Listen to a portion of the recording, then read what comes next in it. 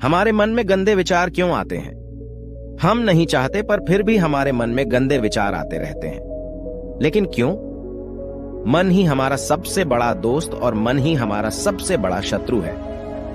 जब हम अपने मन के हिसाब से चलते हैं तो मन हमें भटका देता है, और जब हम मन को संतुलित कर लेते हैं तो हम अपनी जिंदगी में सब कुछ पा लेते हैं। हम अपने मन में आने वाले गंदे विचारों को रोकने की कोशिश करते हैं, पर जितना हम रोकते हैं उतने ये विचार हमारे अंदर प्रवेश करते जाते हैं। आप जिस चीज से जितना दूर भागोगे उतनी ही वह चीज आपके पास आएगी। इसीलिए उस चीज से भागो मत, बल्कि उस पर संतुलन कायम रखो। एक बार एक युवक गौतम बुद्ध के पास आया और गौतम बुद्ध से बोला, हे बुद्ध, मेरे मन में इतने गंदे विचार क्यों आते हैं? मैं नहीं चाहता कि मेरे मन में गंदे विचार आएं, पर मेरे मन में हमेशा काम वासना के विचार चलते रहते हैं और मैं इनके बारे में सोच सोच कर बहुत परेशान हूँ। मेरी ऊर्जा और समय ये सब सोचने में ही नष्ट हो जाते हैं, और ये सब विचारों की वजह से मैं कभी कभी शांत नहीं रह पाता और मैं हमेशा ही स्त्रियों को देखकर मोहित हो जाता हूँ, अपने आप को रोक ही नहीं पाता। बुद्ध मुस्कुराए और उन्होंने उस युवक से पूछा, क्या तुम्हें पता है कि यह काम वासना होती क्या है? फिर लड़के ने उत्तर दिया और कहा, बुद्ध, मुझे तो नहीं पता कि काम वासना होती क्या है, परंतु हाँ, ये जो भी है बहुत बुरी चीज है। फिर बुद्ध ने उस युवक से कहा, सबसे पहले तो तुम्हें यह समझना है कि प्राकृतिक रूप से जो भी चीज हमारे अंदर है वह बुरी नहीं है। हमारे जीवन में उसकी कुछ न कुछ जरूरत होती है। वासना कोई बुरी बात नहीं है, यह हमारे मन की एक भावना है जो हमें किसी न किसी चीज की कमी का एहसास करवाती है, और फिर हम उस चीज को पाने के लिए उस चीज की ओर आकर्षित हो जाते हैं। जैसे अगर तुम्हारे पास धन की कमी है तो तुम में धन पाने की वासना उत्पन्न हो जाएगी। इसका मतलब यह नहीं कि वासना बुरी है, बल्कि यह तो हमारे मन के एक प्रकार की जरूरत का एहसास है, और जब यह जरूरत शारीरिक हो तो हम इसे काम वासना कह देते हैं। युवक ने गौतम बुद्ध को कहा, बुद्ध, मुझे काम वासना का मतलब तो समझ में आ गया, पर आप मुझे यह बताइए कि यह आती कहां से है और कैसे आती है? गौतम बुद्ध ने कहा, काम वासना कहीं से आती नहीं है, यह तो हमारे अंदर ही होती है, और इसका होना तो जरूरी भी है, तभी तो मानव जाति का विस्तार होगा। युवक ने कहा, जब यह हमारे अंदर ही है और जरूरी भी है तो फिर लोग इसे गलत क्यों बताते हैं? बुद्ध ने कहा, यही समस्या है। लोगों ने काम वासना को गलत तरीके से सोच लिया है, इसे छिपाने की और दबाने की कोशिश करते हैं। काम वासना गलत नहीं है, बल्कि काम वासना का गलत तरीके से प्रयोग करना गलत बात है। लोग जिसे पसंद करते हैं उसी के लिए जीने लग जाते हैं और उसके बारे में हमेशा सोचते रहते हैं, पर यह सब गलत है। बुद्ध ने युवक से कहा, क्या तुम्हें पता है कि जानवरों में भी काम वासना होती है? युवक ने उत्तर दिया, हाँ बुद्ध, जानवरों में भी काम वासना होती है, क्योंकि जानवर भी तो आखिर अपनी पीढ़ी को आगे बढ़ाएंगे। बुद्ध ने कहा, तो फिर हम जानवरों की काम वासना को क्यों गलत नहीं कहते? युवक ने कहा, मुझे नहीं पता महात्मा, आप ही मुझे बताइए। गौतम बुद्ध ने कहा, जानवर अपनी काम वासना का प्रयोग आनंद प्राप्ति के लिए नहीं करते, वह तो सिर्फ संतान उत्पन्न करने के लिए काम वासना का उपयोग करते हैं। जानवरों को प्रकृति ने इतनी समझ नहीं दी कि वह काम वासना को अपने सुख का आधार बना सके, जबकि मनुष्य अपनी समझ के बलबूते पर प्रकृति में पाई जाने वाली प्रत्येक वस्तु को अपने सुख के लिए अपने प्रयोग करता है। हम इंसानों ने ही काम वासना को अपने सुख का साधन बना लिया है, जबकि प्रकृति ने तो हमें अपने वंश को आगे बढ़ाने के लिए दिया था, लेकिन इंसानों ने इसे अपने जीवन का परम लक्ष्य बना रखा है, और इस तरह से काम वासना का बेलगाम हो जाना गलत है। युवक ने बुद्ध से पूछा, महात्मा जी, ये काम वासना हम पर हावी क्यों होती है? क्यों यह बेलगाम हो जाती है? तब गौतम बुद्ध ने कहा, सुनो, अब जो मैं तुम्हें बताऊंगा उसे तुम ध्यानपूर्वक सुनना।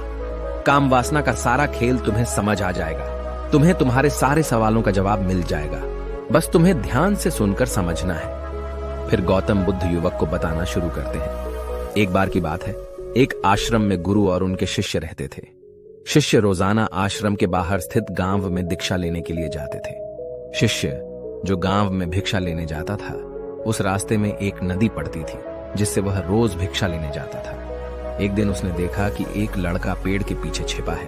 उसने लड़के के पास जाकर पूछा, भाई, तुम इस पेड़ के पीछे छिपकर क्या देख रहे हो? लड़के ने कहा, अरे तुझे नहीं दिख रहा क्या कि मैं क्या देख रहा हूं? तब शिष्य ने नदी की तरफ देखा तो वहां पर कुछ लड़कियां पानी भर रही थी। लड़कियां 15 साल की होंगी। तब शिष्य ने लड़के से कहा, अरे भाई, वहां पर तो लड़कियां पानी भर रही हैं, इसमें छिपकर देखने वाली क्या बात है? तब वो लड़का शिष्य की तरफ देखकर उससे कहता है, अरे पागल, तुम्हें दिखाई नहीं दे रहा क्या कि मैं क्या कर रहा हूं? वह परियां कैसे नदी से पानी निकाल रही है।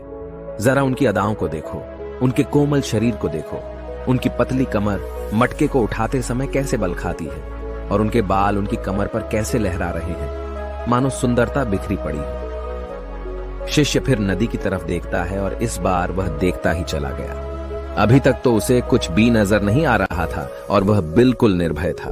उसे किसी बात का कोई डर नहीं था, लेकिन अब वह छुपने लगा और उन लड़कियों को देखने लगा जैसे उसने कोई अपराध कर दिया हो। और जब वो छुपकर उन लड़कियों को देख रहा था तभी वो अंदर से कांप गया और उसने कहा कि यह मैं क्या कर रहा हूं? मैं जो भी कर रहा हूं वह सही नहीं है, मुझे यहां से चले जाना चाहिए। और फिर वह जल्दी से वहां से चला जाता है। फिर वह आश्रम पहुंच जाता है। आश्रम जाकर वह अपने कार्यों में लग गया, लेकिन जो अभी वह देख कर आया था वही उसकी आंखों के सामने बार बार आ रहा था। उसके मन में वही दृश्य चल रहा था। उसका मन वही सब कुछ देखने के लिए ललचा रहा था। उसका किसी भी काम में मन नहीं लग रहा था। सुबह होते ही वह रोज भिक्षा के लिए आश्रम से जल्दी निकल जाता और नदी के पास वाले पेड़ के पास जाता जहां वह लड़का पहले से मौजूद रहता था। उसके साथ मिलकर लड़कियों को छुपकर देखता था। अब वह रोज ऐसा करने लग गया। उसका मन अब किसी भी काम में नहीं लगता था। वह हमेशा किसी न किसी प्रकार के विचारों में उलझा रहता था।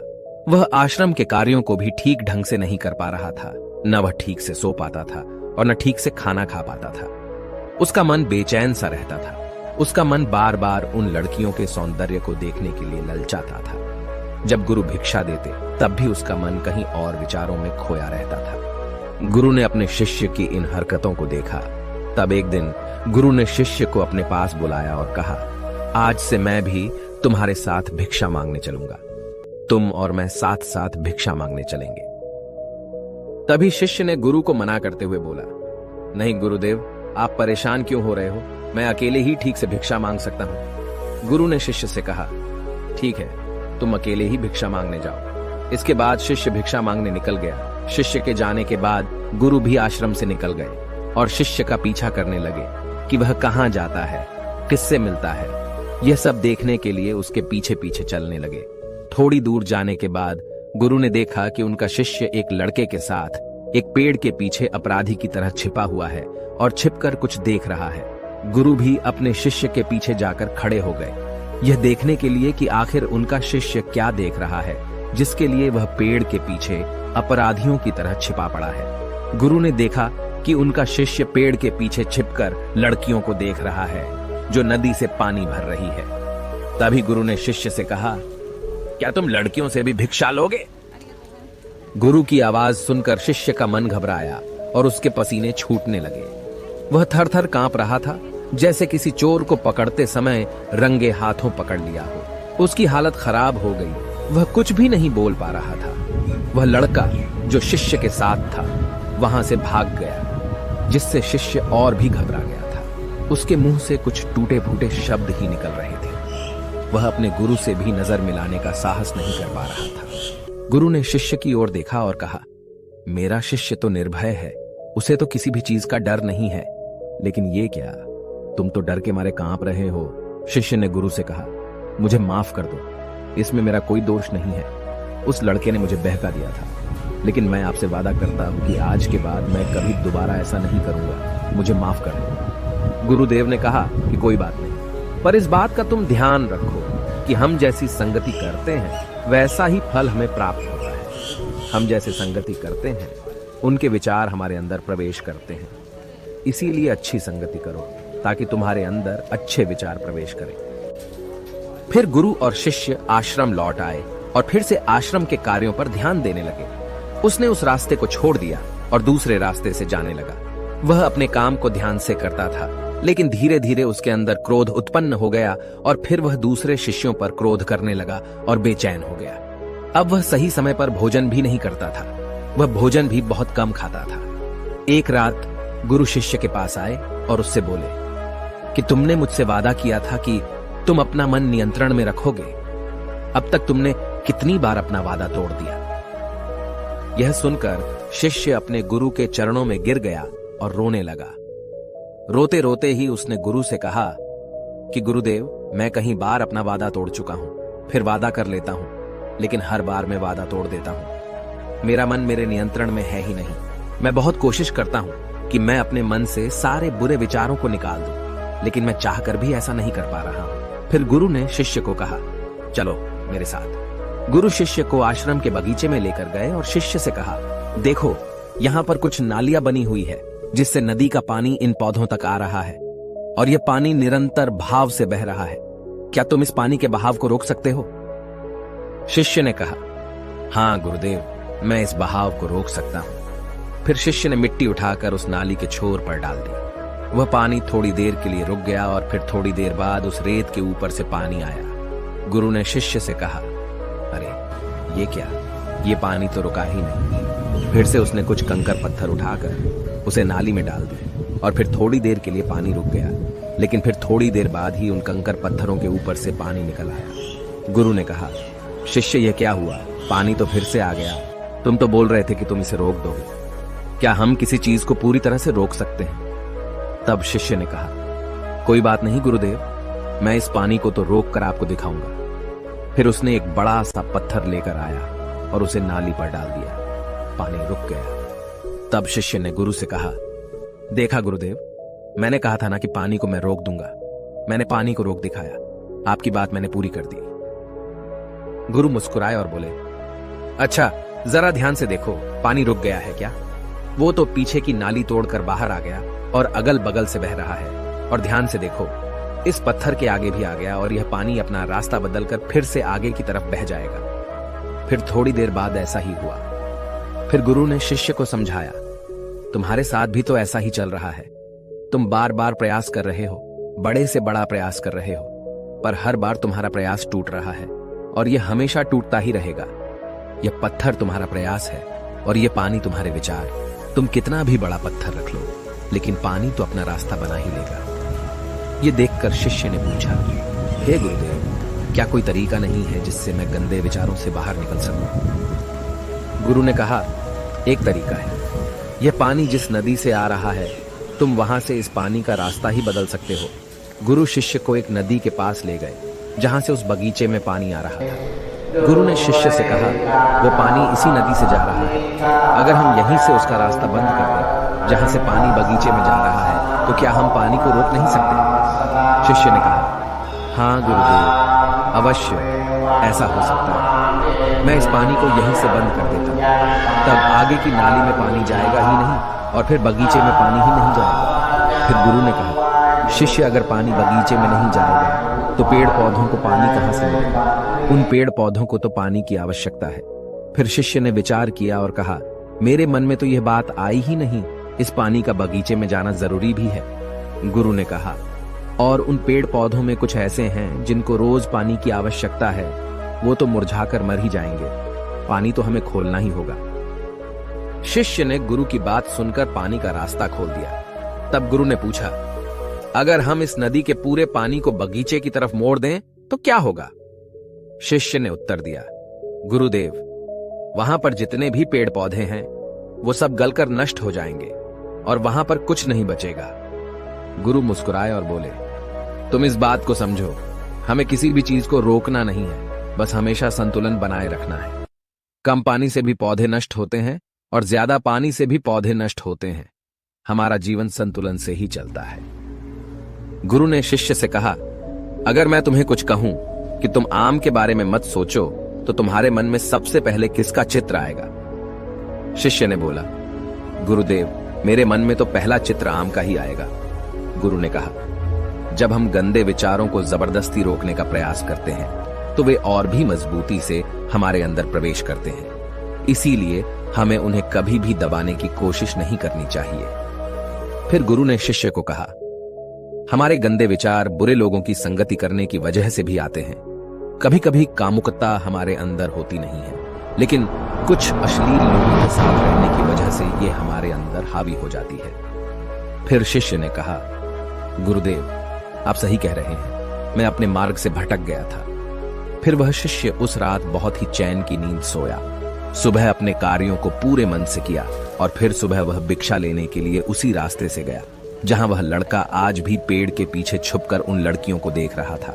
वह शिष्य उसे नदी पर गया जहां वह लड़कियां पानी भर रही थीं। उसने उन लड़कियों से पानी मांगा और उन लड़कियों में से एक लड़की ने उसे पानी पिलाया और उसे शिष्य के चरण छुए। शिष्य ने उसे आशीर्वाद दिया कि तुम्हारा कल्याण हो, जिससे कि मानसिकता सकारात्मक ऊर्जा से भर जाए। उसके चेहरे पर मुस्कान आ गई थी, जैसे कि उसे कुछ खोया हुआ वापस मिल गया हो। वह वापस अपने रास्ते से जाने लगा। तभी पीछे से वह लड़का आ गया जो पेड़ के पीछे छुपा हुआ था। वह शिष्य के पास आया और बोला, क्या बात है, आज तो तुमने नजदीक से दर्शन कर लिए, तुम तो मुझसे भी आगे निकले। तब शिष्य ने कहा, हम हमेशा दूसरों के दर्शन करने में ही व्यस्त रहते हैं, अपने दर्शन कर ही नहीं पाते। तुम कब तक इस पेड़ के पीछे छुपाते रहोगे? किसी को पसंद कर लो, उसे बोल दो। अगर वो भी तुम्हें पसंद करती है तो शादी कर लो और उससे पहले तुम कुछ बन जाओ। अपने आप को पहचान लो, ऐसे अपना समय बर्बाद मत करो। फिर वह लड़का रोज उस शिष्य से मिलने लगा और उसने लड़के को नदी पर न जाने के लिए प्रेरित किया। और फिर वह लड़का अपने जीवन में कुछ बनने के लिए संघर्ष करने लगा।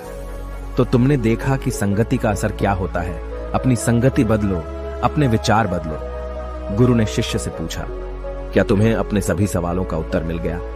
तब शिष्य ने कहा, हाँ महात्मा जी, आपका धन्यवाद। तब गुरु ने शिष्य से कहा कि जब तुम्हारे मन में गंदे विचार आए तब तुम अपने आप को दोषी मत मानो। यह शरीर है और यह सब इसने हजारों वर्षों से सिखा है। एक केवल तुम्हारे सोच लेने से या शपथ लेने से ये टूटने वाला है नहीं, लेकिन तुम्हारे पास वो शक्ति है, वो ऊर्जा है जिसका तुम्हें संतुलन उपयोग करना है। तुम एक जीवित ऊर्जा हो जो कुछ भी अनुभव करने के लिए स्वतंत्र है। इसीलिए तुम अपने आप को पहचानो। इस कहानी से हमें यह सीख मिलती है कि हमारे विचारों का महत्व कितना अधिक होता है। हमारे विचार ही हमारे भविष्य की दिशा को निर्धारित करते हैं। हमें सकारात्मक विचारों को अपने मन में पूरी शक्ति के साथ अपनाना चाहिए ताकि हम सही दिशा में आगे बढ़ सकें।